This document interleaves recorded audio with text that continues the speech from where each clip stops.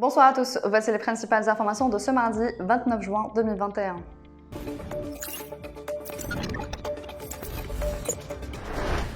Le PDG de Sonatrach, Tawfiq Haqqar, a fait savoir que Sonatrach sera toujours apte à assurer l'approvisionnement de l'Espagne en gaz naturel via le gazoduc Medgaz et grâce aux capacités de liquéfaction de l'Algérie. Nous avons pris toutes les dispositions nécessaires en cas de non-renouvellement du contrat d'excellence du gazoduc concerné, a assuré Haqqar. Même en cas de non-renouvellement de ce contrat qui prend fin en octobre prochain, l'Algérie pourra fournir l'Espagne, mais également répondre à une éventuelle demande supplémentaire du marché espagnol sans aucun problème, a souligné le PDG de Sonatrach. Les exportations des hydrocarbures réalisées par la Sonatrach durant les 5 premiers mois de l'année ont augmenté de 45%, passant à 12,6 milliards de dollars à fin mai contre 8,7 milliards de dollars à fin mai 2020, a indiqué ce mardi un responsable du groupe.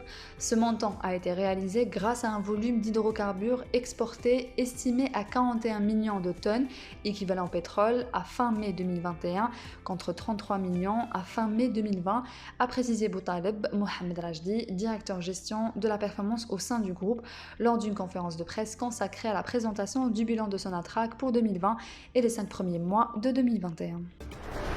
1,5 million de tonnes de marchandises a été exporté depuis le début de l'année en cours à partir du port de Djenjen de Jidel, a indiqué lundi le président directeur général de cette entreprise portuaire, Abdeslam Boueb. Le volume des exportations a égalé celui des importations durant cette même période, a relevé Boueb, qui a estimé que l'entrée en phase d'exportation du complexe sidérurgique de Bellara a eu un impact positif sur l'augmentation de la valeur des exportations.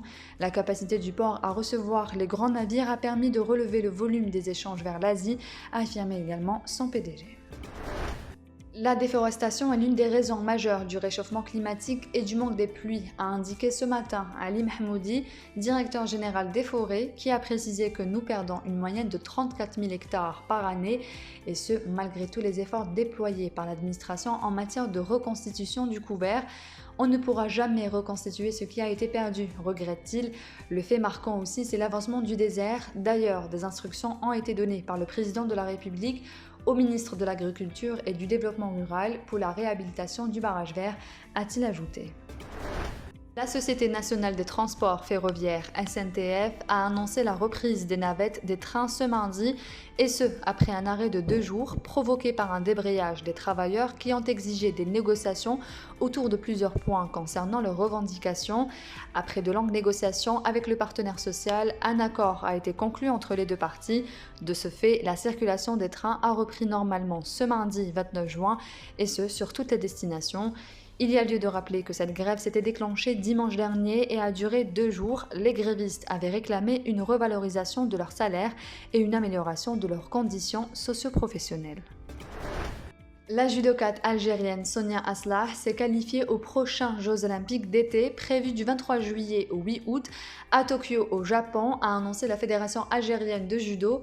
Médaille d'argent lors des derniers championnats d'Afrique disputés en mai dernier à Dakar au Sénégal. Aslah est qualifiée au JO de Tokyo grâce à son classement dans le top 18 du ranking olympique de la catégorie plus 78 kg, précise la même source. Sonia Aslah est la deuxième représentante du judo algérien aux Jeux olympiques après la qualification de Fethi Nourine. Outre le judo, l'Algérie sera représentée dans 13 autres disciplines aux Jeux olympiques de Tokyo. C'est la fin de ce journal, merci d'avoir suivi, on se retrouve demain à la même heure sur nos réseaux sociaux.